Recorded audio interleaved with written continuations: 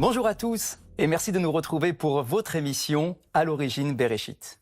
Nous avons aujourd'hui une émission exceptionnelle. Nous allons vous amener en voyage en Israël à la découverte d'une cité antique de plus de 3000 ans avant notre ère où la ville de Yafo, Tel Aviv-Yafo, s'est développée et est devenue réputée, célèbre pour son port commercial tout d'abord. Un point de jonction entre l'Afrique, l'Asie et également tourné vers l'Europe. Ce port de Yafo est également célèbre parce qu'il a connu les différentes vagues d'immigration en Israël. C'est également à travers le port de Yafo que sont arrivés par bateau les fameux cèdres du Liban qui ont servi à la construction du temple de Jérusalem à l'époque du roi Salomon. Je vous propose immédiatement de retrouver Valérie Pérez et David Shapira in situ en Israël, à Yafo, pour découvrir ce lieu magique.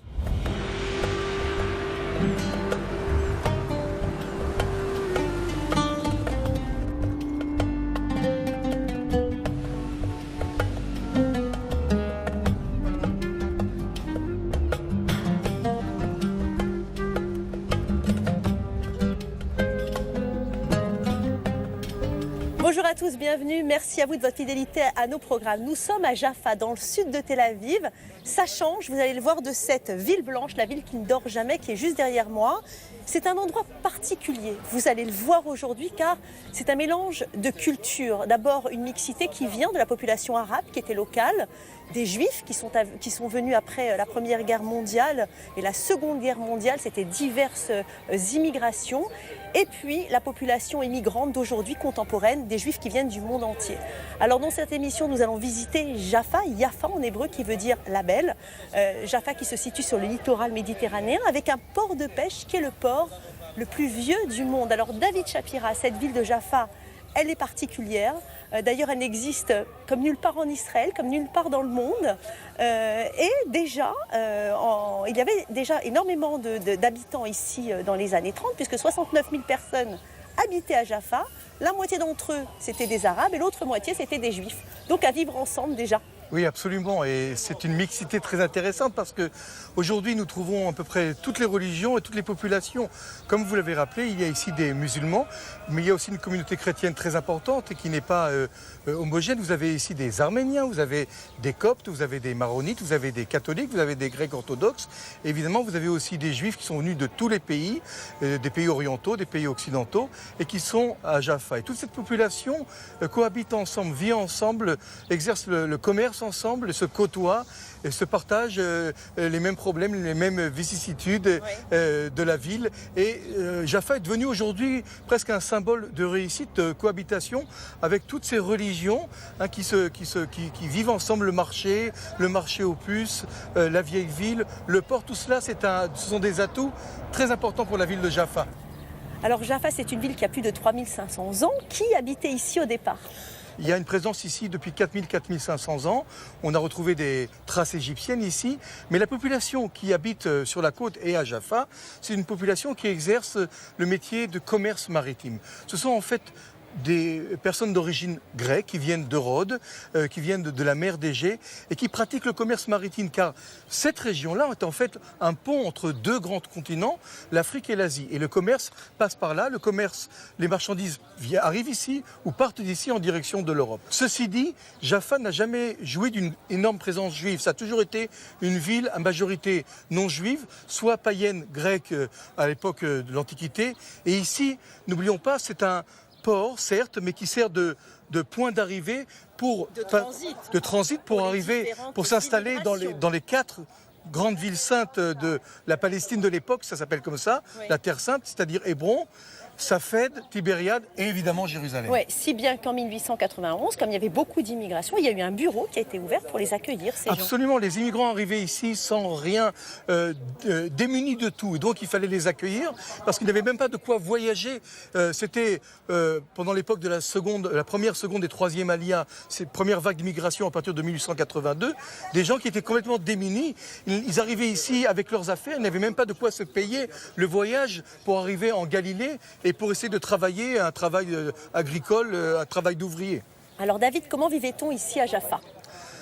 Écoutez, ça dépend des périodes. Il faut d'abord comprendre que Jaffa a commencé aussi sa carrière en étant une ville qui appartenait aux croisés. C'était un royaume très important, le royaume de Jaffa, aussi important que le royaume de Jérusalem. C'était une région à part.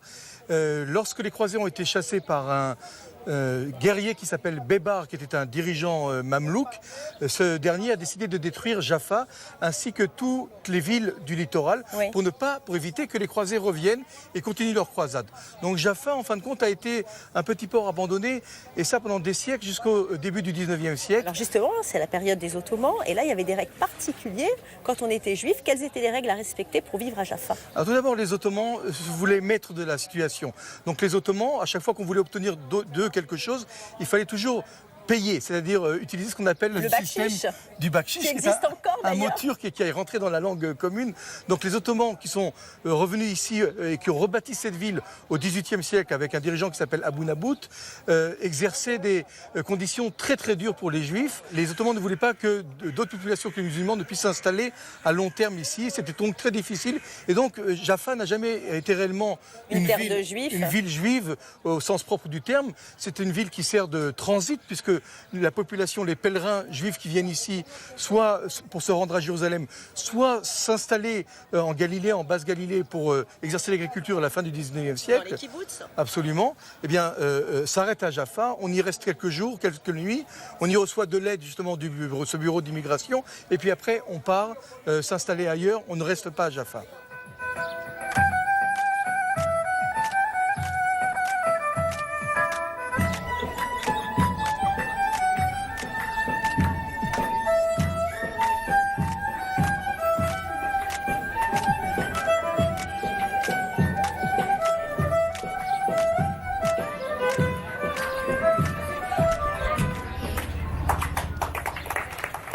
Alors justement, David, nous sommes devant une sculpture particulière, puisque dessus, des symboles qui représentent le judaïsme, 3 symboles importants: le sacrifice d'Isaac, le rêve de Jacob et la prise de Jéricho. Absolument. Sacrifice d'Isaac qui est lié à Abraham. Abraham est le premier patriarche qui se voit demander par l'Éternel de quitter la terre de ses ancêtres, qui était la ville de Our, en Mésopotamie, et il doit s'installer, il doit arriver en Terre Sainte, la terre qui est promise par l'Éternel.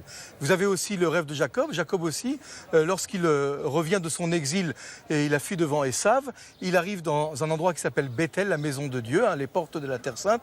Il va rêver son fameux rêve de l'échelle avec les anges qui montent et qui descendent. Et vous avez, après toutes ces promesses, la réalisation, la concrétisation de toutes ces promesses divines, qui est la conquête de Jéricho, qui est la première ville qui est en fait conquise par les Hébreux, puisque les Hébreux seront obligés, selon l'ordre de l'Éternel, de tourner 7 fois avec des trompettes et de sonner autour des murailles de Jéricho pour que ces murailles s'effondrent et que Jéricho soit prise par les Hébreux. Alors on va parler maintenant de la situation de Jaffa, David. Dans les années 30, 69 000 personnes habitaient ici, la moitié des Juifs, la moitié des Arabes. Mais Jaffa subit... Avant la création de l'État d'Israël. Jaffa subit une profonde transformation. En fait, c'est dû à l'arrivée d'Hitler au pouvoir le 30 janvier 1933. Une 5e vague d'immigration va arriver en Palestine, ce qu'on appelle l'Aliyah, l'immigration des Yékés, de ces Juifs allemands. 50 000 Juifs d'Allemagne arrivent chaque année entre 1933 et 1936. La population musulmane, la direction des Arabes de Palestine décide d'une grève générale en 1938, et dans toute cette région de la Palestine, les Arabes font grève, ferment leurs boutiques et commencent à s'attaquer aux Britanniques. Vous l'avez rappelé, Jaffa, c'est une succession de petites ruelles, c'est une casbah, et les Britanniques se font attaquer par les émeutiers arabes et décident en 1936 de détruire la ville de Jaffa, ces petites ruelles. Ils font croire aux Arabes de Jaffa qu'il y a un début d'épidémie de choléra et demandent à toute la population de quitter leur maison. Et les Britanniques en profitent pour rayer la ville à coups de tracteurs et de bulldozers dans une opération qu'on a appelée l'opération Ancre, puisque nous sommes dans un port, donc c'est relié à l'ancre. La ville ressemblait à une ancre d'un bateau. Et en 1936, la vieille ville est complètement détruite. Le port de Jaffa ne fonctionne plus. David Ben Gourion décidera d'installer un nouveau port à Tel Aviv, et c'est le début du déclin du port de Jaffa qui ne se relèvera jamais de cette grève générale. De 1936. De cette grève qui a duré 3 ans, de 1936 à 1939. Il y a eu des grosses émeutes, des très graves combats ici, David, pendant la guerre d'indépendance en 1948. Oui, ça commence dès janvier 1948 où il y a des snipers musulmans qui se trouvent sur la mosquée de Hassan Bek, donc aujourd'hui près de Neve Tzedek, et qui commencent à tirer aveuglement sur la population juive qui se trouve à Tel Aviv, la nouvelle ville à côté de Jaffa. En réaction, ici, la Haganah, dirigée d'ailleurs par Ben Gurion, décide d'une offensive et dans une opération qu'on va appeler l'opération Hametz, puisqu'elle a lieu pendant Pessah, des combats très violents vont se dérouler à Jaffa, qui est une ville peuplée par 50-60 000 musulmans. Et lors de la guerre d'indépendance, donc en avril-mai 48, plus de les 3/4 de la population musulmane va quitter Jaffa. Il ne restera plus que 15 000 habitants musulmans à Jaffa. Et après la création de l'État d'Israël, la ville de Jaffa, le port de Jaffa, sera relié à la municipalité de Tel Aviv. Aujourd'hui, Tel Aviv-Jaffa, c'est une seule et même ville, donc juifs et musulmans ensemble. Tel Aviv-Jaffa, c'est la même ville, mais deux philosophies complètement différentes. Ouais. Alors ce que je propose, David, c'est de continuer à visiter cette magnifique ville de Jaffa, avec ses ruelles, avec ses petits quartiers uniques, avec ses artisans, avec ses galeries d'art. On y va. On y va.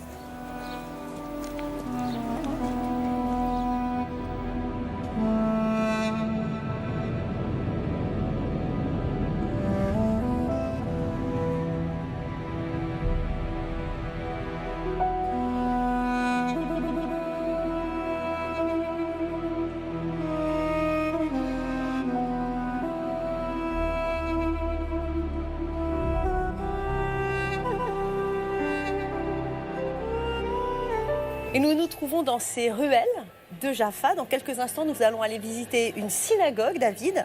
C'est l'une des plus vieilles synagogues de Jaffa. C'est maintenant une synagogue libyenne, mais avant cela, c'était une synagogue turque et c'était même à un moment donné une usine de savon. Oui, absolument. On est là bientôt devant la plus vieille synagogue de Jaffa, peut-être même la première synagogue qui a été construite à Jaffa. Elle a été construite grâce à l'aide de la communauté juive d'Istanbul qui a donné de l'argent, des dons pour construire cette synagogue. C'est une synagogue qui a fonctionné quelques années, malheureusement pas longtemps, puisque les musulmans ont décidé tout d'abord de limiter les prières à 3 jours par an. Oui. Et puis quelques mois plus tard, Elle a été fermée. Elle a été fermée, elle a été réquisitionnée et ce local a subi plusieurs transformations. Entre autres, vous l'avez rappelé, c'était aussi une usine de savon. Et à la guerre d'indépendance en 1948, les forces israéliennes arrivent ici et là, un prêtre franciscain s'approche des soldats et leur dit « J'ai la clé de la synagogue, voici la clé de la synagogue de Jaffa ». Et on rouvre la synagogue et c'est la communauté libyenne qui arrive ici dans les années 50 qui va prendre possession de ce bâtiment et va organiser une vie communautaire selon le rite libyen dans cette synagogue à Jaffa. Alors, on va la visiter. Et voilà, David, la synagogue syrienne. Shalom, shalom. Toda rabba. Alors voilà ça. Amen, amen. Ça, c'est l'accueil libyen, très chaleureux. Alors, on le voit, David, c'est une synagogue particulière, avec une architecture particulière. Absolument, on voit ici une architecture en arche, c'est typique de l'architecture de la région orientale. Les arches sont faites pour soutenir un point important. Ici, les monuments en pierre sont lourds et donc on est obligé d'utiliser cette technique pour pouvoir justement assurer la stabilité du bâtiment. Alors avant, il y avait un mikvé qui a été fermé d'ailleurs. Hein. Oui, au départ, cette synagogue fonctionnait aussi avec un bain rituel, le mikvé, qui permettait à une communauté de vivre, car sans mikvé, on ne peut pas vivre en communauté ici. Et cet endroit servait aussi d'auberge, de maison d'accueil pour les Juifs qui venaient à Jaffa en direction de Jérusalem. Allez, on va visiter.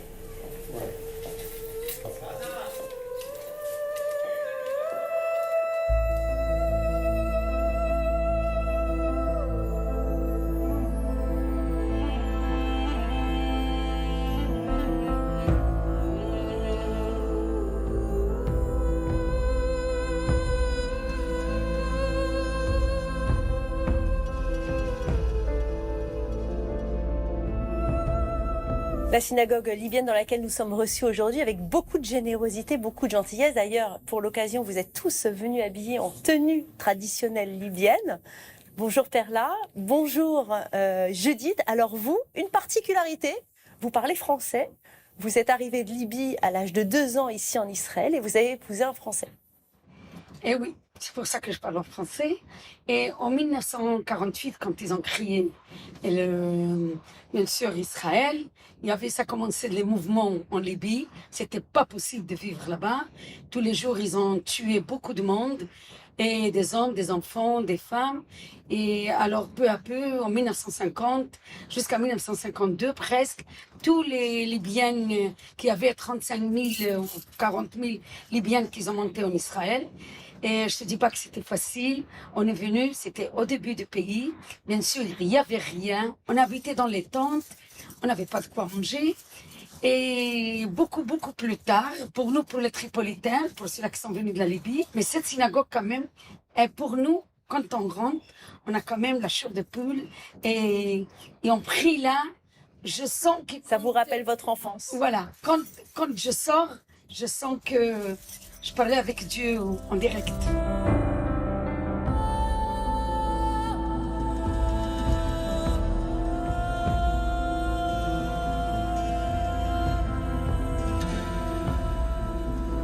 David, nous sommes précisément ici sur les marches que l'on appelle les marches de la Seconde Alia. Pourquoi? Parce que les Juifs de Russie arrivaient après des pogroms en Russie sans précédent. Absolument. Ici, ce sont des marches qu'on appelle les marches de la Seconde Alia, la seconde vague d'immigration. Mais en fait, tout le monde arrive ici. Quand on arrive en Palestine de l'époque, ça s'appelait ici la Palestine, tout le monde grimpe ces marches, que ce soit la première vague d'immigration, la seconde Alia, et même jusque dans les années 1930. Ils sont tous passés par là. Ben Gurion, Ben Zvi, Shimon Peres. Les grands personnalités et personnages, les pères fondateurs, absolument, qui ont fondé ce pays, sont passés par là. On pourrait même évoquer Théodore Herzl qui vient ici en 1898 pour visiter cette province qu'il veut acheter au sultan ottoman. En 1898, il passe par ces marches. En 1906, un jeune sioniste exalté du nom de David Ben Gurion monte ces marches. Des présidents, des hommes qui seront des présidents de l'État d'Israël, comme Yitzhak Ben Zvi ou Shimon Peres, montent par ces marches, car c'est par là qu'on arrivait, encore une fois, jusque dans les années 1930, où les Britanniques vont aménager un port moderne qu'ils appelleront Haïfa. Mais pour l'instant, tout le monde passe par là.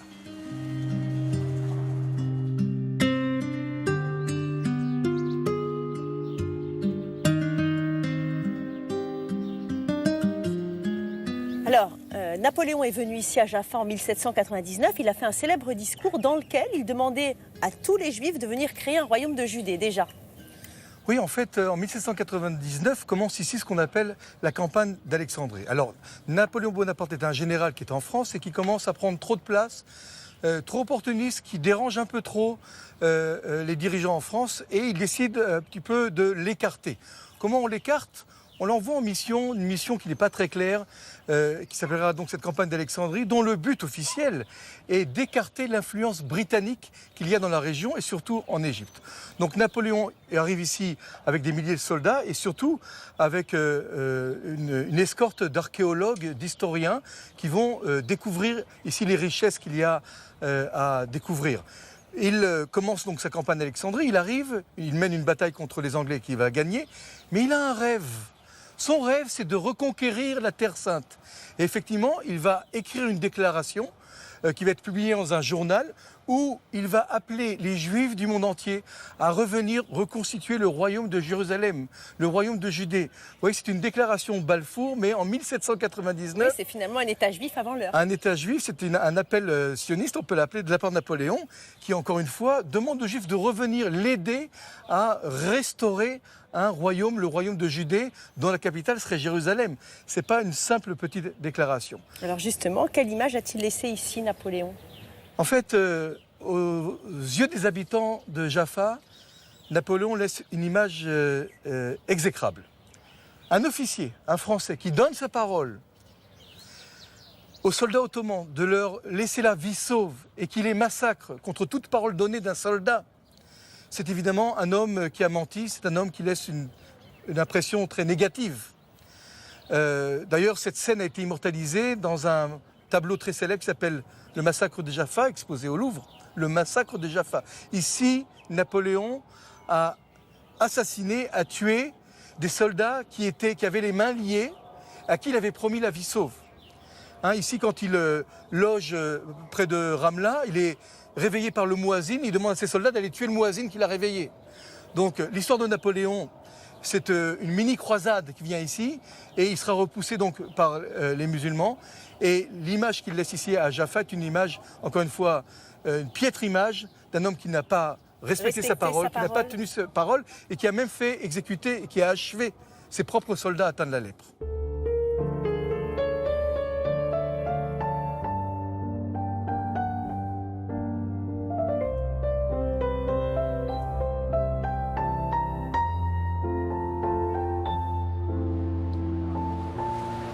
Nous sommes ici pour évoquer la ville de Jaffa et les premières références de cette ville se trouvent dans la Bible. Alors David, c'est donc ici que Jonas avait vécu son aventure, il était passé par-dessus bord, c'est bien ça? Oui, en effet, le prophète Jonas a commencé sa carrière, je dirais presque ici. Alors Jonas est un prophète très important. Jonas, c'est un livre qu'on lit d'ailleurs le jour de Kippour, qui est le jour le plus saint de l'année. Et c'est une histoire absolument rocambolesque. En effet, Jonas est avalé dans le ventre d'une baleine. Et il va y rester pendant 3 jours. Alors vous nous parlez de Jonas, de cette belle histoire de Jonas, mais il y a aussi dans le livre de Josué une référence à la ville de Jaffa parce que c'était la ville bordurière pour la tribu de Dan. Absolument. La ville de Jaffa est rappelée dans le livre de Josué et la tribu de Dan qui s'est installée ici a conquis Jaffa. Ceci dit, Jaffa est toujours restée dans l'histoire une ville païenne, une ville de navigateurs, de commerçants maritimes. Et nous savons que le bord de mer de cette terre sainte a toujours été habité par des Philistins ou par des Phéniciens. Ce sont des personnes qui viennent de la Grèce et qui connaissent et qui savent exercer le commerce maritime. Ce que les Hébreux ne savaient pas trop quand ils viennent, ils sortent esclaves d'Égypte, ils arrivent dans cette terre-là, ils sont plus bergers, soit agriculteurs, mais les Hébreux qui arrivent là ne sont pas des grands commerçants marins, donc Jaffa, comme Gaza, comme Ashkelon, resteront des villes qui sont des villes à commerce maritime avec une population à majorité étrangère et païenne. Autre référence, Salomon qui fait venir des cèdres du Liban pour construire le second temple. Absolument. On sait que Salomon avait fait des alliances avec les rois. On sait qu'il avait épousé aussi des filles de rois pour sceller des alliances, comme on a fait dans la royauté en France aussi. Et Salomon s'adresse à Hiram, le roi de Tyr. Tyr, c'est au Liban. Et lui rappelle ce que son père, le roi David, avait voulu faire. David avait voulu construire un temple, le temple de Jérusalem. Mais il ne l'a pas construit parce que c'est un roi guerrier. Absolument. Dieu lui avait dit, tu ne construiras pas mon temple, car toi, toute ta vie, tu as fait la guerre, tu as versé du sang. Or, comme on le sait, Dieu dit à David, l'homme qui construira mon temple sera un homme de paix, un homme de ce qu'on appelle en hébreu de shalom. Shalom, c'est le mot paix. Et Salomon s'appelle Shlomo en hébreu, du mot shalom, c'est le mot paix. C'est un mot qu'on retrouve dans toutes les langues, salam, Suliman, Zalman en yiddish, tout ça c'est Monsieur Paix. Et en fait, Monsieur Paix, Monsieur Salomon, Monsieur Shlomo, ce sera lui. Alors qu'est-ce qu'il fait? Il est en paix avec ses voisins après les conquêtes du roi David. Il s'adresse à Hiram, qui est le roi de Tyr, et lui demande de l'aider dans la construction. Et Hiram va l'aider. Bien sûr, il y a une condition. Le roi Salomon fournira de la nourriture, des vivres et de quoi manger au roi de Tyr. Et en contrepartie, le roi de Tyr lui donnera des cèdres du Liban. Le temple de Salomon a été construit en bois et ces cèdres vont être acheminés par la mer et ils vont arriver où? Ici à Jaffa. Dans ce port qui est en fait la porte de Jérusalem. Car Jaffa a aussi une importance capitale. Jaffa est le port le plus proche de la ville sainte, la ville de Jérusalem. D'ailleurs, les croisés appelaient Jaffa le port de Jérusalem. On sait qu'à Jérusalem, il n'y a pas de port. Le port de Jérusalem, c'est Jaffa.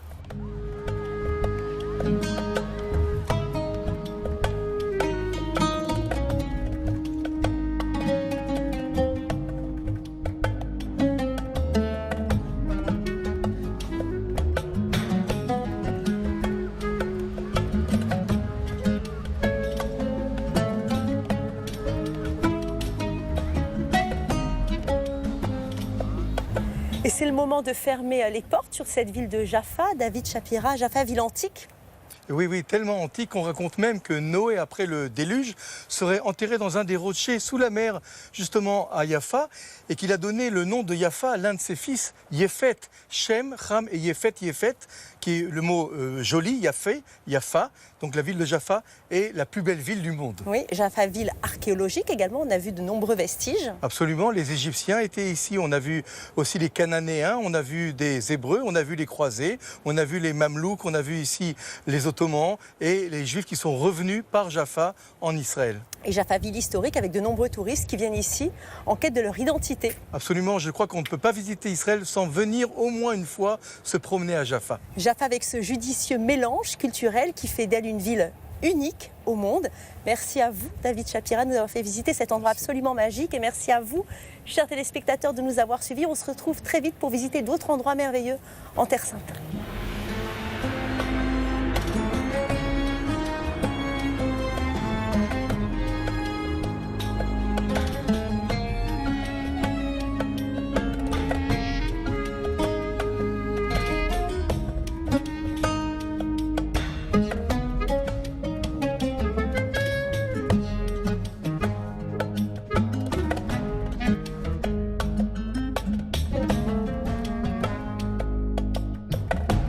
David Shapira, vous êtes historien, guide, en particulier en Israël, bien évidemment.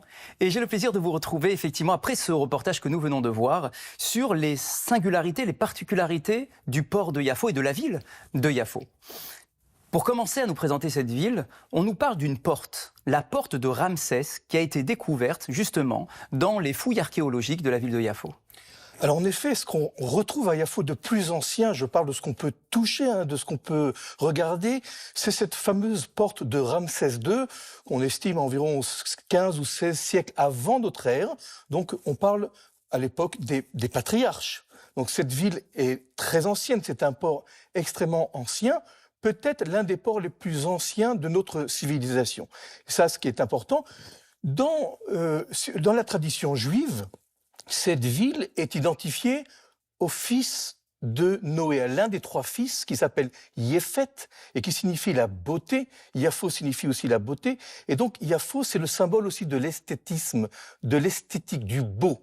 Et la tradition raconte que Noé aurait été enterré sous un des rochers du port de Jaffa par l'un de ses fils, donc Yéphet. Donc ce qu'on voit, c'est que c'est une ville ou un port extrêmement ancien et dont la présence égyptienne remonte à l'époque où justement les patriarches, les pères de la nation juive apparaissent. Alors il est toujours intéressant, vous parlez de l'Égypte, de la porte de Ramsès II, il est toujours très intéressant d'essayer de déceler l'influence égyptienne sur l'histoire du peuple d'Israël. On le voit avec Abraham, il arrive en Israël, dès qu'il y a une famine, il va en Égypte. On va le voir un peu plus tard avec Jacob, qui va également, avec la famine, se retrouver en Égypte. Les enfants de Jacob vont se retrouver en Égypte. Et tout au long de l'histoire, dans la Bible déjà, mais tout au long de l'histoire, on voit des influences, des fois positives, des fois négatives, des fois des alliances militaires, ou des fois au contraire des guerres avec cette puissance de la région. Que pouvez-vous nous dire sur le lien qui existe entre l'Égypte et la ville de Yafo ? Il y a un lien extrêmement intime et profond entre l'histoire justement du peuple juif et l'Égypte qui est présente. Yafo est égyptienne 15, 16, 17 siècles avant notre ère, d'ailleurs jusqu'à l'apparition des Hébreux qui quittent l'Égypte et qui arrivent dans la terre de Canaan. Donc pendant plusieurs siècles, Yafo, c'est la porte de l'Égypte vers l'Asie mineure. Et Yafo est égyptienne. Ce lien intime concerne évidemment les patriarches qui, lors d'une famine, préfèrent s'implanter, descendre en Égypte, car nous le savons, l'Égypte, où coule le Nil, est un pays riche. Mais aussi, Jacob est appelé par Joseph, aussi dans le cas d'une famine, pour séjourner en Égypte. Et puis, nous le savons, et ça c'est toujours par rapport à Jaffa, le peuple juif naît ou connaît sa naissance en Égypte, où il devient esclave, où il sort d'Égypte. Donc si vous voulez, Jaffa la Belle, c'est la porte de l'Égypte dans cette région. Et c'est surprenant parce que le texte biblique va nous interdire de retourner vivre en Égypte, alors que nous savons pertinemment que des communautés égyptiennes ont toujours existé sur ce territoire. Oui, il y a toujours cette tentation de s'installer dans un pays riche, un pays où l'abondance est omniprésente. Notre relation avec l'Égypte, je l'ai dit, est profonde. Nous sommes, en tant que peuple juif, pendant la royauté, tiraillés par deux grandes puissances. À l'est, l'Asie, ce sont les empires assyriens, les empires babyloniens, l'empire perse, et puis l'empire, je dirais, africain, l'Égypte, qui est un pays riche. Et donc, il y a une série d'alliances, soit avec l'Égypte, soit avec la Perse ou la Syrie. Et nous sommes petite nation juive divisée en deux royaumes, le royaume d'Israël et le royaume de Judée, tiraillés sans cesse pour nous protéger et pour tenter de faire des alliances qui, des fois, vont nous coûter très cher. Car les Égyptiens ne seront pas toujours à nos côtés pour nous défendre, si vous voulez, de la menace qui vient de l'Asie par l'Empire babylonien, par exemple, ou l'Empire assyrien. Alors, la ville de Yafo, c'est nécessairement son port. Quelle est l'activité maritime qui se crée autour de la ville de Yafo? Est-ce que c'est que du commerce? Est-ce que nous avons aussi d'autres influences qui vont arriver à travers les mers? Ce qui est intéressant de souligner, on l'a rappelé dans la visite, c'est que les Juifs, les Hébreux qui sortent d'Égypte ne sont pas marins. Mais on a besoin du commerce, on a besoin d'importer ou d'exporter des épices, du tissu, du textile, des arômes. Donc Yafo est la porte vers la Grèce, la porte vers l'Europe à cette époque-là. Et évidemment, encore une fois, je répète, nous sommes sous une influence égyptienne extrêmement profonde, intense, intime. Les Égyptiens et nous avons des interactions extrêmement proches.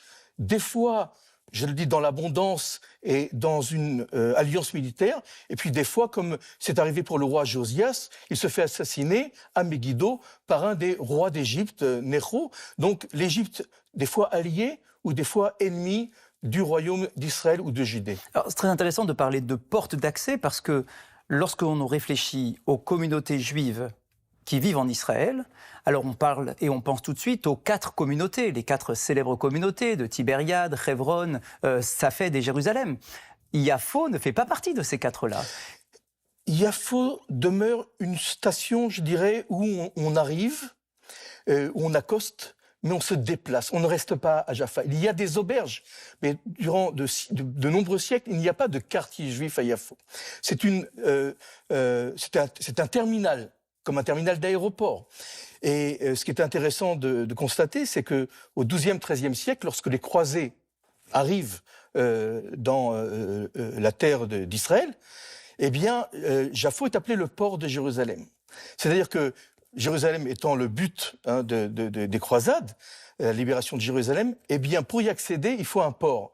Or, Jérusalem, comme vous le savez, il n'y a pas de mer ni de port à Jérusalem, mais Jafo est encore une fois la porte, cette fois-ci non de l'Égypte, mais la porte vers Jérusalem. Et pendant des siècles, Jaffa sera, si vous voulez, le point où on atterrit, entre guillemets, où on accoste pour se rendre à Jérusalem, la ville sainte. Évidemment, Hébron aussi, et dans Tibériade et Safed. On voit bien dans le reportage, nous voyons bien les fameuses marches. Les fameuses marches qui ont vu passer finalement ces différents mouvements migratoires d'arrivée en Israël.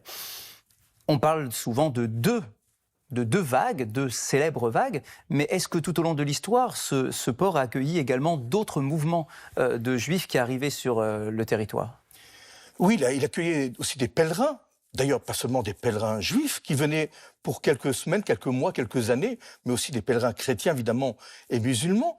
Et ce qui est intéressant de constater, puisque vous avez parlé de 2 vagues migratoires, les 2 vagues d'immigration, c'est que la première vague qui débute en 1880 est une population, je dirais, extrêmement pratiquante religieuse, mais qui vient, cette fois-ci, travailler la terre d'Israël et s'installe à Zichron Yaakov et à Rosh Pina. Mais la deuxième vague est une vague socialiste laïque et qui accoste encore à Jaffa, va décider de sortir un peu de l'ancien, du traditionnel, je dirais un peu de la rigidité, de la pauvreté et de la misérabilité à cette époque-là de Jaffa, et va créer un quartier qui va s'appeler, quelques mois plus tard, le quartier de Tel Aviv. Et Tel Aviv, par rapport à Jaffa, c'est tout un symbole, c'est toute une antithèse, parce que Tel veut dire colline en hébreu. On parle de colline archéologique, pas de colline géographique, une colline où il y a des fouilles, où on a habité il y a quelques milliers d'années. Et Aviv, c'est le printemps.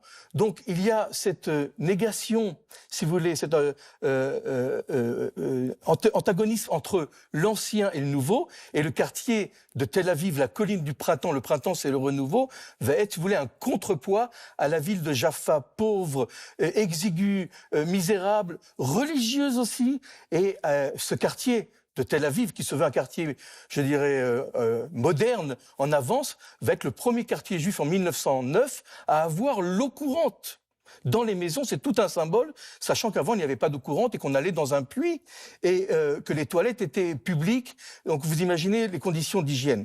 Donc, Tel Aviv, antithèse de Jaffa, et Tel Aviv, d'un petit quartier, va devenir une métropole qui va elle-même englober Jaffa. Oui, c'est ça, puisque d'un point de vue de la municipalité, aujourd'hui, on nous parle de la ville de Tel Aviv-Yafo. Dans notre histoire plus moderne, comment est-ce que finalement ces deux villes antagonistes, comme vous l'avez présenté, comment elles se retrouvent finalement sous la même bannière? Alors pour des raisons historiques, parce que on a souligné une présence juive continue, certes minoritaire à Jaffa, mais en 1936 éclatent des émeutes extrêmement violentes, des émeutes des Arabes de Jaffa qui sont dirigées contre les Britanniques, et les Britanniques décident de réagir et rasent entièrement la ville de Jaffa. Je parle de la vieille ville de Jaffa, avec ces petites rues exiguës qu'on appelait la Casbah. Vous savez, ces toutes petites rues qu'on voit dans des villes d'Afrique du Nord. Eh bien, après 1936, la majorité des Juifs de Jaffa quittent Jaffa à cause des violences et iront s'installer à Tel Aviv, la ville qui grandit et qui absorbe les quartiers autour de cette métropole. Et la guerre d'indépendance va changer la donne, puisque les premières émeutes de la guerre d'indépendance en 1948 commenceront à Jaffa, d'une mosquée très célèbre qu'on appelle la mosquée Hassan Bek, qui est aujourd'hui visible puisqu'elle touche l'hôtel David Intercontinental pour ceux qui connaissent Tel Aviv. Et c'est de cette mosquée que les premiers tirs et les premières émeutes débuteront contre les habitants juifs de Tel Aviv. Pendant la guerre d'indépendance, près de 3/4 de la population arabe de Jaffa quitte la ville et en 1949, la mairie de Tel Aviv décide d'intégrer le port de Jaffa, l'ancien port de Jaffa, à cette nouvelle métropole qu'est Tel Aviv. En remontant encore plus loin, parce que vous avez évoqué l'arrivée des Britanniques, on peut effectivement comprendre aussi et rappeler la place de l'Empire ottoman, qui permettait tout de même aux Juifs de vivre en paix, en sérénité dans cette ville de Yafo, avec une présence arabe très, très forte, sans qu'il y ait de tension jusqu'à l'arrivée des Britanniques. C'est vrai, l'Empire ottoman, c'est 400 ans de présence entre 1517 et 1917. Et c'est vrai que l'Empire ottoman, dans sa conception, si vous voulez, a toléré les minorités religieuses qui n'étaient pas musulmanes. Donc elle a été, à partir du 18e, 19e siècle, extrêmement tolérante dans les droits personnels, les droits civiques familiaux donnés à chaque communauté et minorité religieuse. Alors, à Jaffa, c'est très important de le souligner, l'Empire ottoman n'a pas investi énormément de moyens dans cette région durant ces 400 ans. En fait, la seule ville qui a été créée à cette époque-là, pendant 400 ans de présence, c'est la ville de Beersheva. Par l'Empire ottoman. Et à Jaffa, c'était un centre, si vous voulez, un centre important. Et on peut souligner quand même une grande réalisation de l'Empire ottoman. En 1892 est inaugurée la première ligne de chemin de fer qui relie Jaffa à Jérusalem. Ça, c'est une révolution. Encore une fois, vous voyez, Jaffa, les portes de Jérusalem. D'ailleurs, à Jaffa, il y a une porte qui s'appelle la porte de Jérusalem, où on sortait pour aller à Jérusalem. Et quand on arrivait à Jérusalem, on arrivait à une porte qui s'appelle la porte de Jaffa, très célèbre. Donc, la connexion entre ces deux villes, elle est aussi très, très intime. Donc, la révolution de ce train aussi, qui, au départ, mettait 25 heures pour faire 60 km, après 12 heures et après 2 heures et demie dans ses meilleurs moments, c'est une révolution industrielle.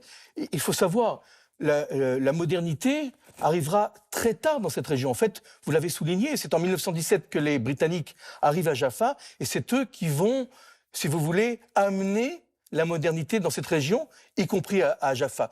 Ceci étant dit, Jaffa, le port de Jaffa lui-même, à cause de ces eaux qui sont peu profondes et de ces rochers si vous voulez, qui entoure le port lui-même ne pourra jamais devenir un port moderne et industriel parce que les bateaux, les grands bateaux ne peuvent pas se rapprocher du port, justement à cause de ces rochers qui forment une digue.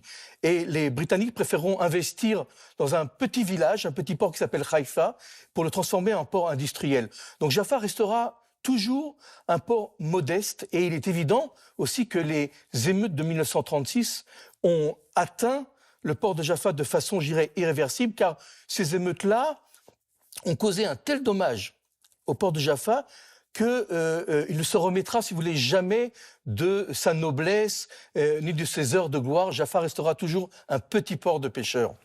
Dans le reportage, j'ai été sensibilisé par cet arbre suspendu. Un arbre qui est dans une coque, en réalité, qui n'est pas rattaché à la terre. Et pourtant, cet arbre se développe.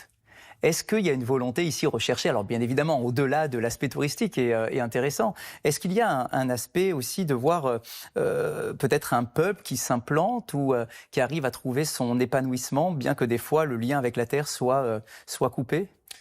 Le sculpteur Ran Morin qui a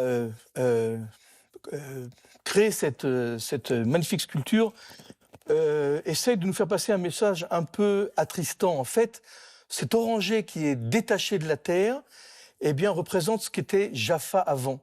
Le lien entre les agriculteurs et la terre autour de Jaffa. Car Jaffa, comme on le sait d'ailleurs, les oranges de Jaffa, c'est une marque déposée, était un endroit, un lieu où de nombreux vergers étaient installés et c'était le centre de la production des agrumes, oranges, citrons et pamplemousse.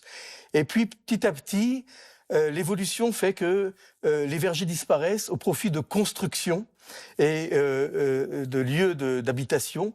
Et cette sculpture montre en fait que nous sommes détachés de la terre et nous préférons peut-être aller sur la voie de la construction, je dirais, d'immeubles et de logements, plutôt au profit de l'abandon de la terre qui est cultivée et qui aurait dû produire encore ces agrumes qui n'existent plus aujourd'hui dans Jaffa, parce que Jaffa a subi, comme de nombreuses villes, un processus de gentrification. Et aujourd'hui, Jaffa est considéré comme un des quartiers les plus intéressants, et je dirais les plus pittoresques de la ville de Tel Aviv-Jaffa. Jaffa, la belle, vous l'avez évoqué vous-même. Quelle est la place justement de l'esthétisme dans le judaïsme? Vous êtes vous-même chercheur, historien, vous avez aussi une connaissance particulièrement forte de l'ensemble du Tanakh. Est-ce que le judaïsme réserve une place particulière à ce qui est Yafé, Yafa, ce qui est beau, ce qui est joli? Oui, parce que dans la Genèse, par exemple, à plusieurs reprises, on nous souligne que Sarah était belle, que Rachel avait des beaux yeux. Donc, si vous voulez, ce n'est pas absent. L'esthétique dans le judaïsme, il est présent. Mais il ne revêt pas une forme capitale. On n'est pas à la recherche de l'esthétisme. On ne le rejette pas, on le souligne, mais évidemment des valeurs comme la sagesse, l'intelligence, le mérite, les actions, l'engagement sont des valeurs plus importantes et qui prennent beaucoup plus de place que l'esthétisme. Encore une fois, qui n'est pas repoussé, il n'est pas refoulé, il existe, il est présent, mais il ne constitue pas un but, un objectif ultime à atteindre, comme c'était peut-être le cas dans la culture grecque. Yefet signifie en fait ce berceau hellénistique, la recherche de la beauté, la recherche de l'esthétisme. Ce n'est pas une valeur essentielle, c'est une valeur, mais pas essentielle aux yeux du judaïsme et aux yeux des sages du judaïsme. C'est peut-être pour ça d'ailleurs que lorsque Noé, puisqu'on dit que s'il serait à l'origine de cette ville, lorsqu'il s'adresse à ses enfants, en tout cas les deux qu'il garde dans son giron, Shem qui représente le bon, Yafet qui représente le beau, il dit à ses deux enfants, toi Yafet, tu auras du sens lorsque tu seras sous la tente de ton frère Shem. C'est-à-dire qu'effectivement, l'esthétisme peut être orienté positivement lorsqu'il est connecté à ce qui est profondément bon, et on peut effectivement trouver cet équilibre dans la Torah et dans le judaïsme.